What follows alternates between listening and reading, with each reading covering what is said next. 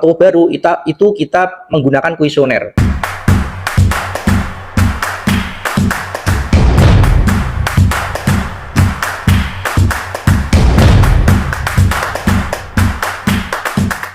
Dari Mr. Bob, konsumen yang keluar tangan kosong di kuesioner, cari apa? Direkap persen terbanyak butuh apa? Bisa jadi peluang penambahan item jualan itu. Oke, terima kasih. Jadi Mr. Bob ini juga kawan saya ya, kawan saya di salah satu minimarket nasional. Dulu beliau juga karirnya cukup bagus, masih muda, terus sekarang sudah resign juga. Beliau juga sudah punya bisnis sepertinya. Ya, jadi terima kasih komentarnya. Jadi video di atas adalah video briefing, potongan-potongan yang tidak di shot semua mungkin. Jadi itu adalah video potongan. Jadi sahabat toko Mandiri Indonesia, bahwa betul yang disampaikan Mr. Bob, bahwa kuesioner dalam minimarket itu sangat penting.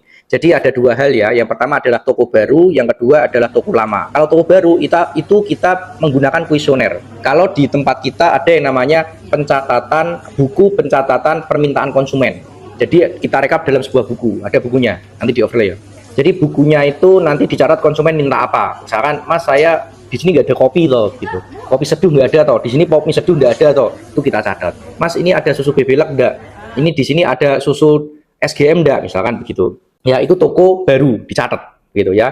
Toko lama itu juga perlu juga dicatat. Tapi kalau toko lama ada yang lain, yaitu apa? Namanya adalah ekspansi penambahan item. Ya, ketika kita sudah mempunyai toko yang lama, misalkan di toko saya ini ya, usianya sudah jalan tahun kelima, ya 4 tahun setengah, jalan tahun kelima.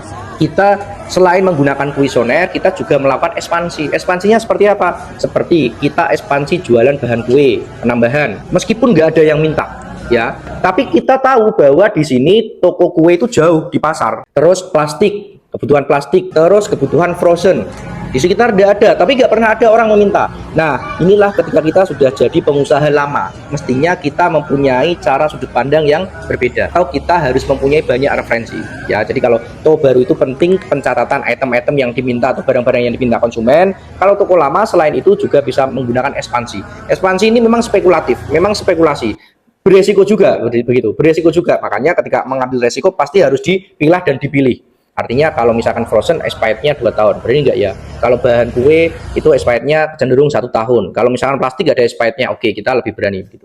Jadi tapi tetap harus ada dasarnya. Nah, yang briefing bagian itu enggak ke video gitu ya. Jadi ini saya tegaskan lagi atau saya sampaikan supaya enggak kepotong, supaya sahabat toko Mandiri Indonesia bisa menyimak semuanya. Jadi itu memang briefing pagi ya, briefing rutin pagi. Setiap pagi kita pasti briefing ya. Kami toko Mandiri Indonesia juga menulis buku Minimarket 101 bagaimana memulai dan mengolah bisnis minimarket. Ini buku saya sendiri yang menulis ya, pengalaman saya 10 tahun di minimarket retail, di perusahaan retail terbesar di Indonesia, terus juga 5 tahun saya memulai bisnis minimarket. Di sini juga ada testi-testi dari beberapa mitra kami yang sudah buka minimarket.